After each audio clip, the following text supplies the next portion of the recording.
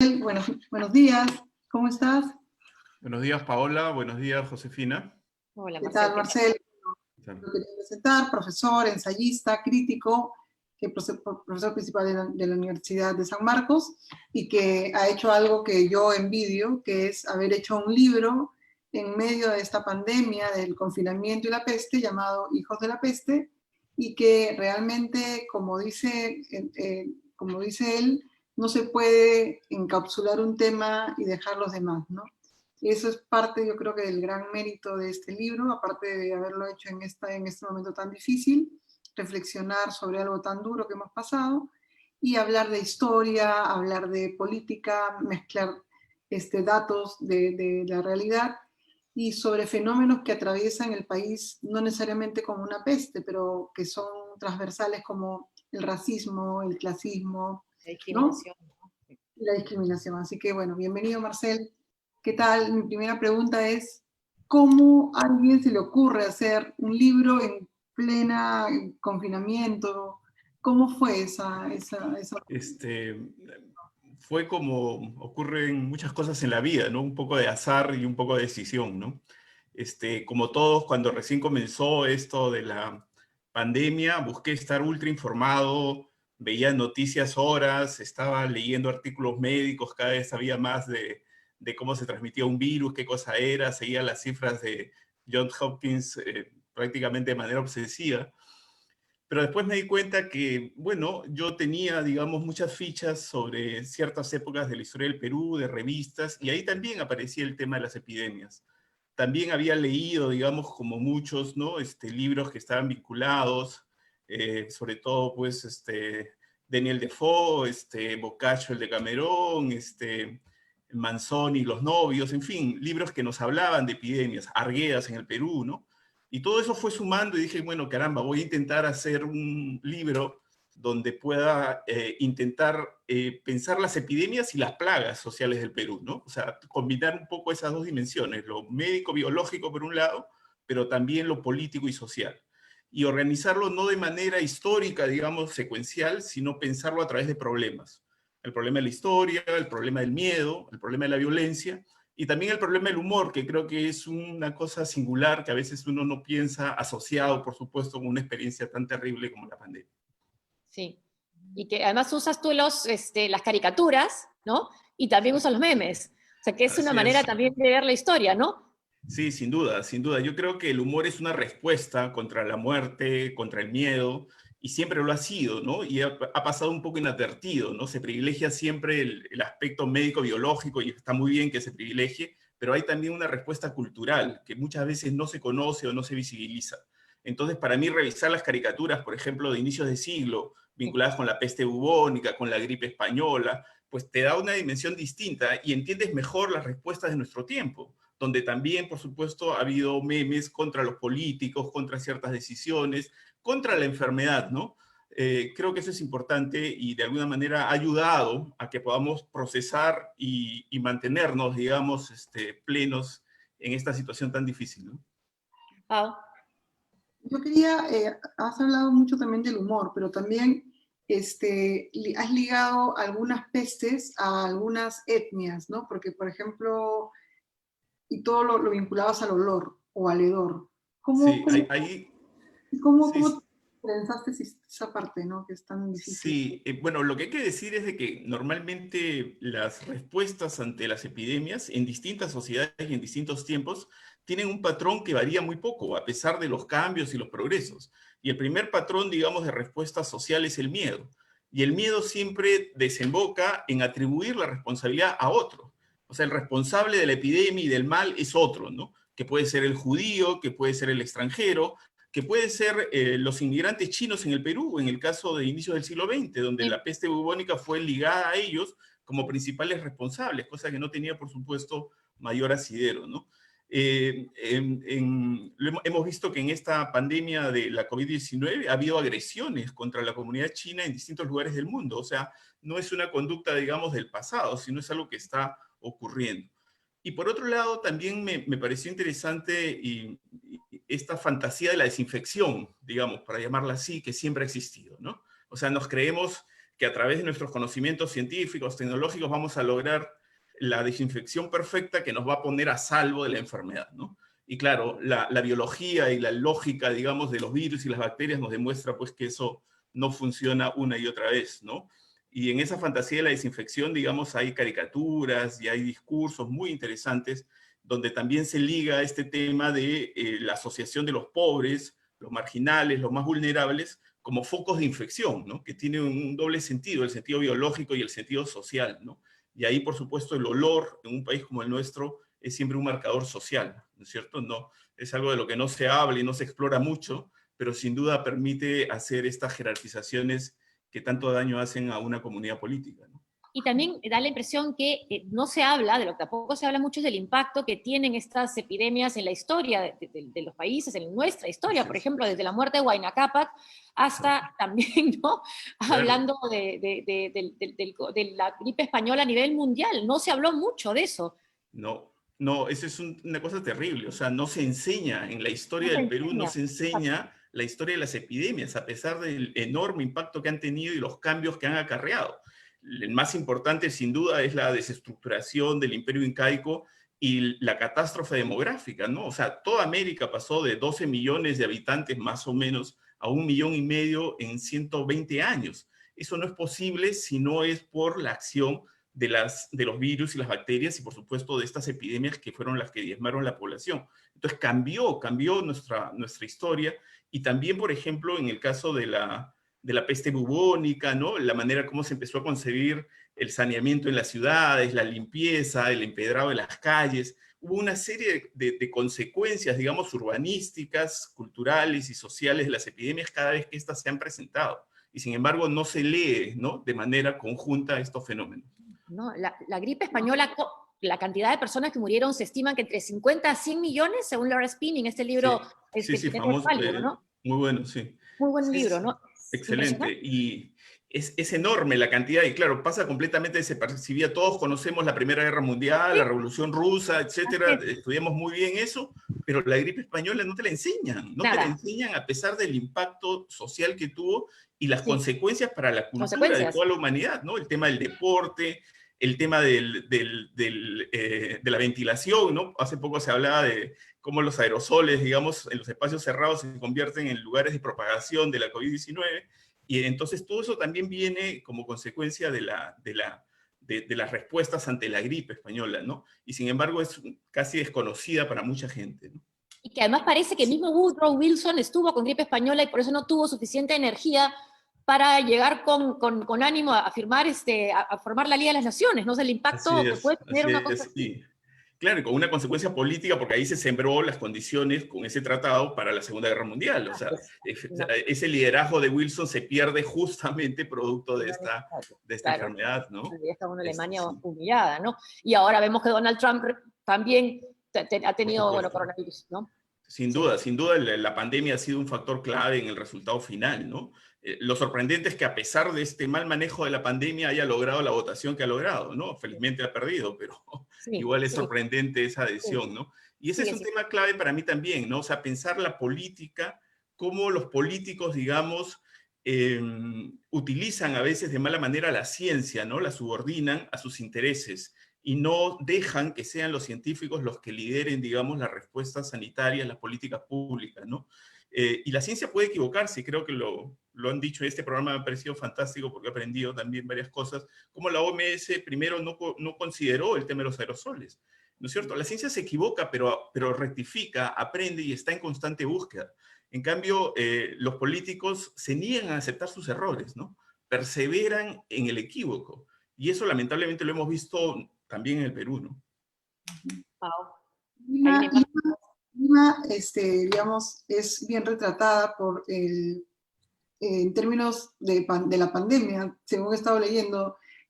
Tú decías de que al ponerla al Hospital San Lázaro, donde se curaba la lepra, en el RIMAC, y que, ¿cómo se llama? Que haya ese lugar, hizo que en esa Lima de esa época, de ese siglo de esta enfermedad, eran los carachosos, ¿no? Y así se va haciendo una geografía de una ciudad tan separada como República de Indios y República de Españoles. Digamos, cómo es esas historias? ¿Cómo se hizo Lima a través de las pestes, ¿no? O de estas enfermedades? Sí, sí, eso es muy interesante porque el espacio, la ocupación urbanística obedece a múltiples dinámicas, pero una de ellas, sin duda importante, es el tema de las epidemias, ¿no? Entonces, en el barrio de San Lázaro se colocaban a los leprosos, pero también se colocaban los esclavos que llegaban, digamos, para pasar una cuarentena, porque se suponía que podían ser transmisores de alguna enfermedad, ¿no? Entonces, ese barrio, que luego va a ser pues el barrio Malambo del Rímac, ¿no? Es un barrio que queda asociado con ciertos estigmas que se prolongan incluso hasta el siglo XX, porque esta situación que tú mencionabas de la lepra es en el mundo colonial, y sin embargo arrastra esa característica, ¿no? También en lo que era Barrios Altos, a la salida de Lima, se colocan otros lazaretos, siempre se busca colocar, digamos, a los enfermos de este tipo de epidemias lejos del centro, ¿no? Lejos de un espacio que se asume como incontaminado. Además, en esta crisis de la pandemia, a mí me parece increíble las dinámicas morales que se han ido creando, ¿no? Por un lado están aquellos que cumplen las reglas, que somos pues los que comprendemos la enfermedad, tenemos la información y actuamos racionalmente, y allá lejos están los otros, ¿no? Lejos, entre comillas, ¿no? Lejos en función de qué. Están los geos que no cumplen, los transgresores, los que no respetan las disposiciones, los que no consideran la salud de los otros. Entonces, esas dinámicas morales, sociales del espacio urbano, a partir de la enfermedad, me parece que han quedado reveladas con mucha fuerza en esta crisis que hemos vivido este año. ¿Y crees que qué tipo de mensaje entonces puede funcionar? ¿Perdón? ¿Qué tipo? Hemos visto que no funcionan estos mensajes con una supuesta autoridad moral, ¿no? De ir a la calle, los reporteros que increpan a las personas que salen porque tienen que trabajar. A mí me parece que el papel de la prensa ha sido muy ambivalente, ¿no? Ha habido cosas importantes, valiosas, pero también hay esta represión espectacularizada en la que ha devenido, ¿no? Es decir, ofrecerle esa narrativa de la transgresión y el castigo social y moral para todos, ¿no? Para reforzar falsas autoridades morales o de decencia, ¿no? Entonces, es muy difícil encontrar un punto en el cual tú puedas transmitir de manera simple pero eficiente mensajes que funcionen, pero también tienes que hacer parte de la solución a la gente y no estigmatizarla como los responsables del problema. Acá no ha habido prácticamente ninguna solución comunitaria que haya surgido desde el Estado. Ha sido la Iglesia la que ha tomado el liderazgo. Mira, yo soy anticlerical, pero tengo que reconocer que la Iglesia en el Perú ha actuado de una manera mucho más eficiente y los mensajes comunicativos de la Iglesia han sido mucho más certeros. Monseñor Barreto, el cardenal, recolectando plata, recursos para comprar una planta de oxígeno. No, y las cosas simbólicas también, colocando las fotografías en la catedral, pidiéndole disculpas a los muertos. También, sí. Que eso el Estado no lo hizo y no lo hace. Poniendo la cara, identificando cada víctima. Sí, ¿no? Cada uno es una vida, es una persona. Yo creo que parte del impulso de escribir este libro también es mostrar respeto a través de lo poco que pueda aportar un libro de comprensión histórica, escrito además muy sobre el caballo, porque ha sido escrito en 4 meses, de una manera así muy rápida, pero con mucha, creo, intención de colaborar, digamos, con esta comprensión, porque esto es algo fundamental. Si no comprendemos el fenómeno de las enfermedades ligado a una problemática social, cultural y política más amplia, pues perdemos el foco y vamos dando tumbos, ¿no? Claro, y recordar el dolor que ha causado, ¿no? Porque ya se está hablando si es que viene una segunda vuelta, pero una segunda ola, pero recordemos que esta primera ha dejado tanta tristeza, tantas pérdidas. Por supuesto, es terrible. Es una catástrofe, ¿no? Yo creo que es una catástrofe y hay que asumirla así, ¿no? Y claro, justamente por eso tenemos como un deber de intentar dar coordenadas para pensarla de una mejor manera, ¿no? Yo creo que miedo y violencia, por eso el libro tiene 2 capítulos, uno miedo y otro violencia, ¿no? Además de historia y humor, son los capítulos en los que vemos cómo estas reacciones de la sociedad se dan y se han dado a lo largo del tiempo con mucha semejanza, ¿no? ¿Qué papel ahora va a tener la ciencia luego de haber pasado esta pandemia con las elecciones que vienen, ¿no? ¿Crees que estar en el lado de que no aceptar las evidencias científicas y los que están ahora más o menos, o que primen en su mensaje a la presidencia, a la ciencia, van a ser recompensados por la gente? podido ver qué podría pasar en esta elección que va a ser tan corta? Mira, yo creo que como nunca, la ciencia y el discurso médico en particular, pero también las estadísticas y la matemática, han tenido un lugar en el espacio público, cosa que no se había visto antes, ¿no? Y eso es algo positivo, ¿no? Y creo que mucha gente lo valora y lo que falta son mayores mediadores, gente que pueda, digamos, leer pues un artículo científico de última publicación, ¿no? Con mucha información y mediar eso en un mensaje sencillo, simple, con 3 o 4 ideas fuerza a una población más amplia, ¿no? Entonces creo que los partidos políticos deberían también desarrollar esa tarea, ¿no? Es decir, tener esos mediadores, aliarse con los científicos sin duda, pero también enfrentar y preguntarse por qué surge la anticiencia, por qué hay estos discursos antivacuna. Claro. O sea, es bien fácil estigmatizar, burlarnos, ¿no? Desde una posición de, digamos, de cierto privilegio, con cierta información, ¿no? Pero ¿por qué? ¿Por qué no nos hacemos la pregunta al revés? ¿Por qué esa persona no cree en las vacunas? Claro. ¿Qué tipo de narrativa está creyendo y que de alguna manera lo consuela y le da cierto sentido de las cosas? Porque si no comprendemos, digamos, eso no vamos a poder enfrentarlo, ¿no? Entonces yo creo que ahí falta, digamos, una actitud más decidida para enfrentar estas ideas desde la anticiencia, la desinformación y las teorías conspirativas, que todo se va mezclando y se va retroalimentando. Y ese es uno de los retos que tiene también Biden en Estados Unidos por delante, ¿no? O sea, entender esta alta votación que todavía ha tenido el Partido Republicano con Trump a la cabeza. Así es, a pesar de todo, ¿no? O sea, imagínate con la cantidad de muertos y las cifras, mientras se definía, digamos, el conteo, cada día Estados Unidos tenía un número mayor de contagiados que el día anterior, ¿no? O sea, rompió todos los récords, 120,000 contagiados en un día, es una cosa impresionante, ¿no? Entonces, creo que va a ayudar para el contexto mundial que Biden asuma la presidencia y, como ha dicho ya, se asesore y ponga a la cabeza a los médicos, a los científicos en el combate contra la epidemia, porque eso va a tener una influencia y un impacto sin duda en todos los gobiernos del mundo que digamos, tienen pues intención de contribuir con su sociedad. Y yo espero que cualquiera sea el candidato que finalmente resulte presidente, ojalá que también vaya en ese camino.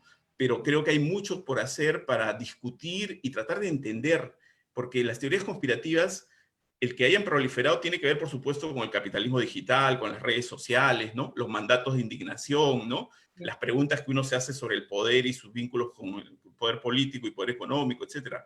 Pero tenemos que comprender bien qué tipo de satisfacción proporcionan a estas comunidades que cada vez son más amplias para poder discutir y confrontar y tratar de recuperar a esa población a ideas más modernas y más vinculadas con el bien común a través del conocimiento científico y la información validada, ¿no? Más sanas. Y además conseguir que no suceda con esta, y en eso va a colaborar mucho tu libro, que no suceda con esta epidemia lo que pasó con la gripe española, que se borra de la historia, ¿no? Se borra y se borran varias, ¿no? El cólera, ¿no? Es como que no hubiese pasado, nadie ve, y nadie aprende además, ¿no? Ponte el tema de los mercados, a mí me parecía alucinante porque yo lo gritaba, digamos, en mis redes, porque yo estaba justo escribiendo el libro y veía cómo, por ejemplo, la peste bubónica reaccionaron contra el tema de los mercados a las pocas semanas. Acá pasaron 45 días y que nadie sabe nada de historia, no hay un asesor, alguien que pueda decir, miren hacia atrás y vean los errores que cometimos para no volver a cometerlos, ¿no? Entonces, lo de culpabilizar a la población, ¿no? Por favor, eso no funciona en ningún lado, eso crea más bien una desafección con el gobierno, con el poder. Y de nuevo lo mismo, ¿no? Entonces, sí, fue un poco decepcionante, digamos, ese manejo de la gestión, por lo menos desde esta perspectiva más histórica, ¿no? Pau. Bueno, entonces, bueno, nada, muchísimas gracias, Marcel, por la entrevista. Gracias por estar con nosotros y gracias por Hijos de la Peste. Ya saben. Y tú, con su mascarilla. Sí, yo estoy muy contento con el libro y espero que contribuya al debate y además estoy también contento porque veo que mucha gente lo está comentando y lo está leyendo y eso me alienta, digamos, a seguir contribuyendo con el debate público acá en el Perú. Muchas gracias por tu aporte, muchas gracias por tu libro, Marcel. Gracias a ustedes por el programa y bueno, nos vemos pronto. Nos vemos pronto, gracias. Gracias a ustedes por seguirnos. Chao, chao. Esta ha sido una edición extraordinaria de Diarios de Pandemia. Muchas gracias. Gracias por estar aquí. Hasta luego. Chao.